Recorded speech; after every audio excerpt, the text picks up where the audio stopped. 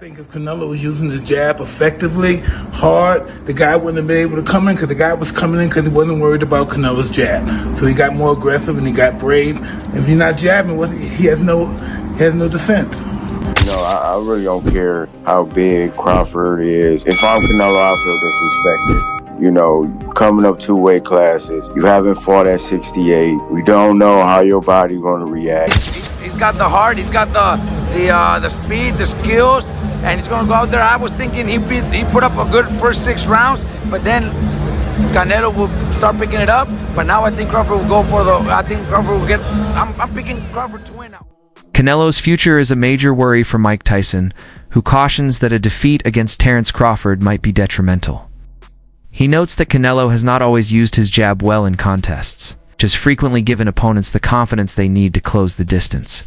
In order to maintain control of the fight and prevent Crawford from gaining ground, Tyson suggests that Canelo modify his jab technique this time and use it more consistently and precisely. He's not going to jab, the guy's going to walk right into him like he did. Next fight, use your jab, different fight. So it was really basic, Veteran. Boxing analyst Teddy Atlas acknowledges Canelo Alvarez's impressive resume built across multiple weight classes against elite opponents. In contrast, Terence Crawford hasn't faced as many marquee names, despite his elite status. However, Atlas argues that true greatness isn't solely defined by the depth of one's resume, but by the skill, intelligence, and adaptability shown in the ring. He highlights Crawford's exceptional control of timing, angles, and distance, believing these traits will help neutralize Canelo's physical advantages. According to Atlas, Crawford's calmness under pressure and ability to adjust mid-fight make him uniquely equipped to handle a seasoned and dangerous champion like Alvarez, while Canelo brings experience and power. Atlas believes Crawford's strategic brilliance could ultimately prove to be the deciding factor in a potential clash between the two. Maybe he's a little overrated. Terence Crawford versus Canelo Alvarez at 168 pounds. Canelo's really good. Really good. But I think Crawford is special. I know he hasn't fought the resume everyone wants, but you have that or you don't have that ingredient. I think he has it. Canelo's really good. He's tremendous. But could he be a tiny bit overrated? The greatness is within Crawford. It's in his desire, it's in his mind, it's in his makeup, where he came from. I know he's moving up in weight class, can he carry it? But those intangibles, I believe that he has them. Canelo Alvarez has more at stake in this clash than just a win or loss. For this bout, Terence Crawford is going up to weight classes, which puts him firmly on Canelo, but also creates a unique obstacle.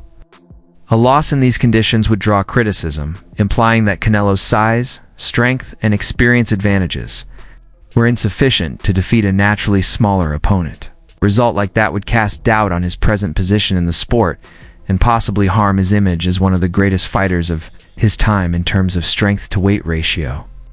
Because of this, Canelo is at serious risk in the fight even before the first bell rings. I really don't care how big Crawford is. If I'm Canelo, I feel disrespected. Coming up 2 weight classes, you haven't fought at 68. We don't know how your body's going to react, and you just think, you just going to come up and beat me. We seen it with Charlo, his videos, how he was looking, moving around the ring, and everybody thought, that might work, and we saw what happened come fight night. Crawford is a skillful guy, but who has he really beaten? Spence. After Spence, now all of a sudden he can jump up 2 weight classes and beat Canelo. I don't see it. If I'm Canelo, I would have to make a statement with Crawford. Canelo cannot lose this fight. He shouldn't lose this fight. When David Benavidez talks about Terence Crawford's status among the elite, he does it with assurance. In his opinion, Crawford is a fighter who possesses a higher degree of technical proficiency and mental acuity than the majority of fighters in the sport today. Benavidez commends Crawford for his ability to change stances with ease, remain composed under duress, and control the tempo of a battle regardless of his opponent's fighting style. He thinks that Crawford is such a challenging riddle to solve. In the ring, because of his calmness and technical accuracy, Benavidez believes that Crawford's strength is not just his physical prowess, but also his battle IQ, which enables him to gradually defeat even the most experienced combatants. Terence Crawford, does he have an opportunity to beat Canelo Alvarez? I think if anybody has a chance to beat Canelo, I think it's Terence Crawford. His IQ is on another level. He's a great fighter and he's strong. It's just that it's a lot of weight. I wouldn't be surprised if Terence Crawford wins. Wouldn't be surprised if he loses either. Terence Crawford, when he went up against the best opposition, like Errol Spence, he showed what level he's on, what type of dog he is. So I don't know. You really have to let these fights play out to see what happens. He might get hurt. That might activate him to come back strong. Could you still make 68? I don't want to make 68. No, I know you don't. Terence wins 68. Yeah, well, if that's, yeah, I can make 160. Jeff. Mayweather emphasizes Terence Crawford's remarkable technical abilities, highlighting his ability to evaluate opponents and make precise adjustments to his game plan.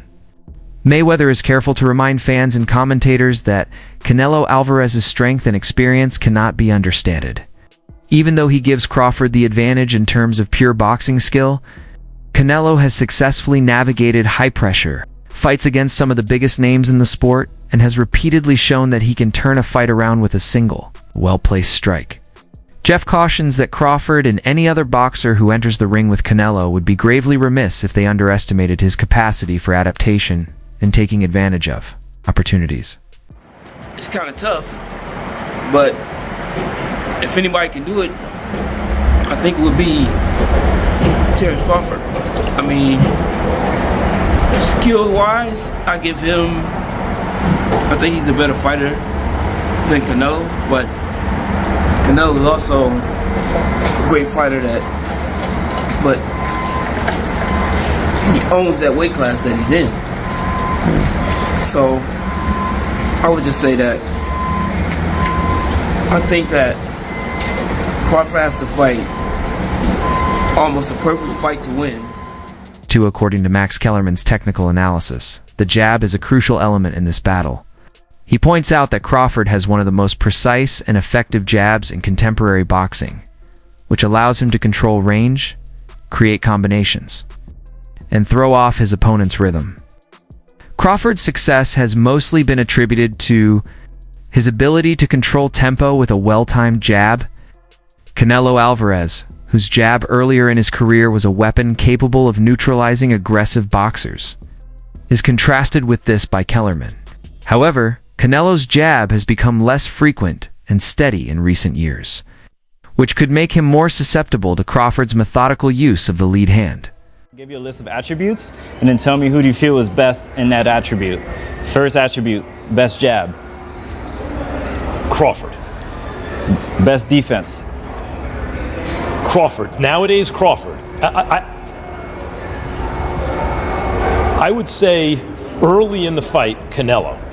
And earlier in his career, Canelo. But he hasn't been that kind of fighter in recent years. Although Crawford is also hittable. With any fighter, when you talk about their defense, the question is not, can they be hit with a shot? You take punches. Everyone, the greatest defensive fighters ever get hit. Pernell Whitaker, Willie Pep, Floyd Mayweather, they all get hit. The question is, can you hit them with combinations? And both guys are hard to hit. With the two-piece, hard to hit. So who has the best footwork out of the two? In terms of cutting off the ring, last fight notwithstanding, Canelo has gotten much better at cutting off the ring. Gary Russell draws attention to the stylistic and cultural distinctions that frequently characterize boxing matches. He points out that Canelo Alvarez is a perfect example of the classic Mexican fighting style, which combines strong body strikes and counterpunches with deliberate pressure. Now, Russell, however, says that Terence Crawford contributes the rhythm, fluidity, and defensive awareness that are frequently linked to African-American fighters' approaches. Because each fighter will try to impose his own rhythm while neutralizing the other's strengths. This stylistic clash produces an interesting dynamic. Canelo, he has mastered his style. Now, typically, Latinos, they got their own style versus melanated black people having like more rhythm, more flashiness and panache to their stuff, more swag. Yeah. We just fight different than other ethnicities. If you want to throw Amir Khan in there, his ethnicity, he was in and out. Yeah, that's the European kind of style. Textbook, you know, but that was his style.